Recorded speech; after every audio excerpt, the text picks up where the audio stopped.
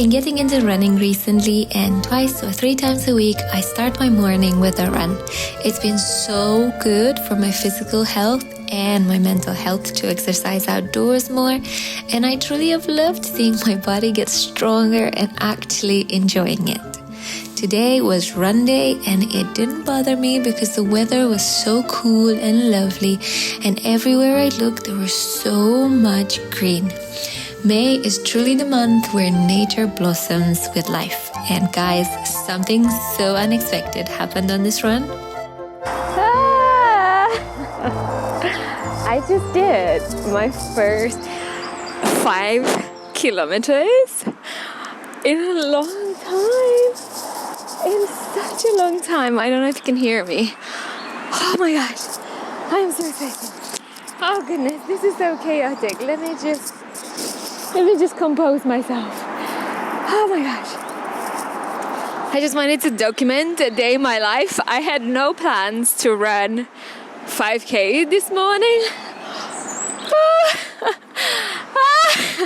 I can't believe it. Oh my goodness. This seemed so far away when I first started running 2 months ago. And then I got ill. And I was ill for like 2 weeks on antibiotics, and I was like, I'm never gonna run again. And here I am. I just did 5K. Oh, I feel exhausted and I'm thirsty, but I feel so proud of myself. And like, honestly, you can do whatever you set your mind to. You really can. Like, this has given me so much confidence for all my other goals. I was like, if I can only run like a 5K, that would be great in the summer. And it's not even summer, it's May. So next goal is 10K. Oh, guys, I did it. I did it. If I can do it, honestly, if I can do it, you can do it too. Here's like some vulnerability for you. I had an emergency C-section with my daughter, and for the longest time any movement was really painful. Walking was painful, dancing was painful, picking her up for a long time was painful. Everything was so painful, and there were days where I would get to the end of the day and I would be crying because I would be like, when is this gonna heal and when is this gonna get better? And I genuinely never thought that I was gonna be able to do this. Me and my mom body, we did it. I'm so proud of myself. I'm getting emotional now. Ooh, I did not plan for this. But yeah, sometimes it just feels like what you want is so far away and you're never gonna get there. And that's how I felt with like exercise and running and everything. So this means, oh gosh, I can't believe I'm doing this. This means so much to me. This means the world to me. And yeah, if you take anything away from this, is that if I can do it, so can you. All you have to do is just get out of the house and take it one step at a time. Like my first run was like what? 90 seconds of running. So, you know, if I can do it, so can you. I gotta go home and get on with my day. I ran my first 5K. I'm so happy.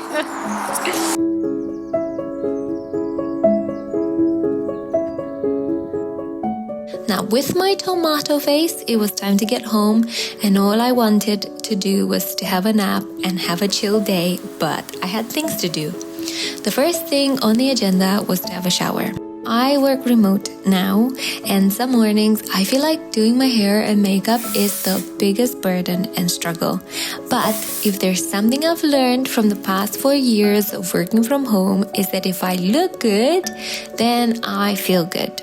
And if I feel good, I am more confident and more prepared for anything. There's actually a lot of studies that show that dressing well and grooming can enhance self-esteem and confidence. And I'm here to say, amen, sister, it's true. In my role, which I will talk about a little later, I'm in a lot of meetings, so it's so nice to feel good in my skin and not to be scared of my own reflection when I see myself in Zoom. Anyways, by this point, I was rushing because work was starting soon, so I made a quick breakfast. I've never been a breakfast person, but when I got really sick last month, I spoke to my doctor about how often I'm getting sick, and he mentioned that the best way to strengthen my immune system is through nutrition and movement. So I'm doing a lot of movement. It's now time for me to focus on my nutrition seriously. So I've been on a bit of a health journey, and I've tried to eat breakfast and not skip this very important meal. And I found that because of breakfast, I'm not so hungry in the evening, so that's been a bonus. Before work, I sit down to do a to-do list. It's crucial that I stay somewhat organized for the day ahead, and getting things from my mind onto paper is incredibly freeing. And then work begins. I've not really spoken about my job on this channel, but I work as a global marketing and account manager for a non-profit organization based in London. Oh Lord, that was a mouthful. Anyways, this year marks 6 years of me being in this role, and I am really enjoying it at the moment. There have been some ups and some downs, but I've learned so much. Anyways, this is random, but if you're spotting my walls, we're just redecorating this room so it becomes our master bedroom. And these are our color choices. We'll go for the lightest blue, and I am so excited. And after a few good hours of calls and emails and messages, I'm ready for my lunch break.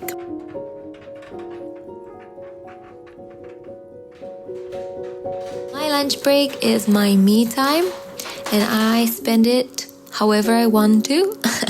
And on this particular day, I wanted to make progress with a sewing project I've started a while ago, a pair of pajamas, so I just got on with it. As a working mom, I struggle to find time for sewing or for all my hobbies. If it was up to me, I'd be sewing and baking and painting and filming and photographing every single day. But when you work a job and you're taking care of a human being and wanting to do it well, the time that is left after that is either practical for cleaning, cooking, doing admin, or it's for resting. So I often find myself at the end of the day just crashing on the sofa and feeling spent. So that's why on the days I work, I take my lunch break seriously. I often hear moms talk about losing themselves after becoming a mom, and I don't think I've experienced that much. And I put it down to the fact that I have kept up with my hobbies. My hobbies have kept me grounded. And I also put it down to the fact that I work. It might be controversial, but I enjoy being a working mom. I always find that there is such a divide on the internet on the topic of whether a mom should stay at home or should pursue her career after, having children. And I don't think I have a right answer, but I know that for me, it was good to go back to work and earn my income, use my skills, and have something else outside of being a mom. Anyways, after my little sewing session, it was time to reheat some leftovers before having to go back to work. Now that the weather is warmer, this is where I love to come and eat. I love it here. It gives me a break from the screens and lets me get some vitamin D. And guys, since I'm in the garden, I needed to see how my babies were doing. I've been getting into gardening and it's been so sweet. Here are my strawberries and parsley, and I saw that my radishes I planted from seed were coming out, which is so lovely to see. Anyways, I come here like 50 million times a day just to check on these plants. And since I came out with my camera, I wanted to take a photo with my first ever attempt at gardening. So if I ever become a gardening influencer, I can have some footage of my small beginnings. And that was my lunch break. And for the next 3 to 4 hours, it's time for meetings and work and email and just, being a boss. And by the end of it, I am dead.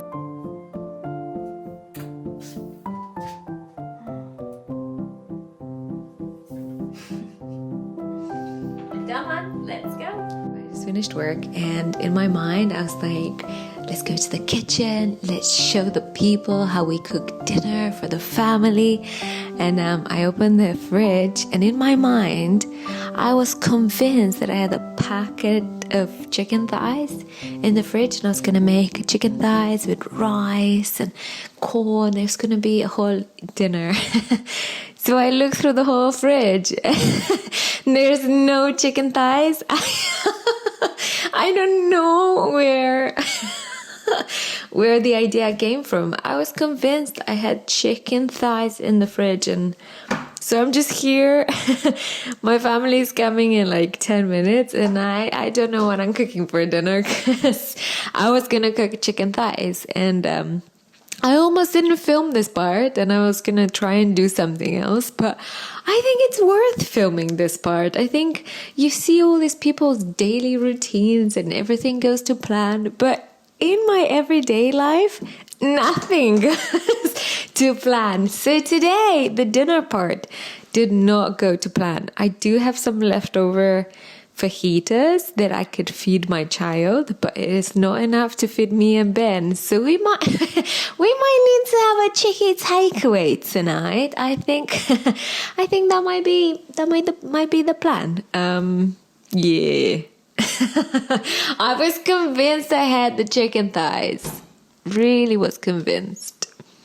Hey, if your days don't always go to plan, let me serve as an encouragement to you that my days also don't go to plan. But it's been a good day.